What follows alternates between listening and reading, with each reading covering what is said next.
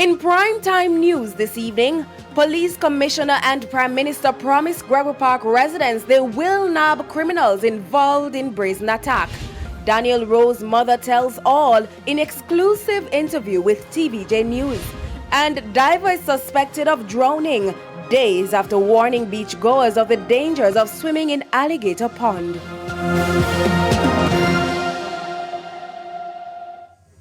Good evening and welcome to Primetime News on air and online at onespotmedia.com. I am Archibald Gordon. And I am Andrea Chisholm with a preview of what's to come in business news. Here's Javon Keys. Well, Andrea, we're going to start business this evening with some financials. Sagicor Financial Group has released their latest standing for the 6 months up to June, so I'll give those details. Thank you, Keys. And Jordan Ford has a preview of what's coming up in Primetime Sports. Well, Archie, as you know, the World Athletics Championships starts later this week, and we continue our build-up to that event by featuring a new kid on the block as far as Jamaica is concerned at the senior level in the 400 meters. I'll tell you more in Primetime Sports Monday. Very, very excited.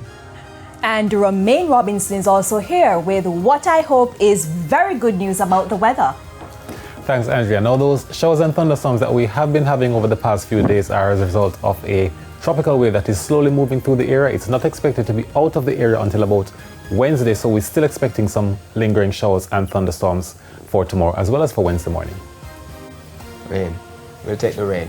There is also sports commentary and E-Prime in this newscast, but before the break, the feedback question. And this evening we're asking, how do you keep safe when at the river or beach? You can share your comments online, facebook.com/Television Jamaica, and tweet us at TVJ News Center.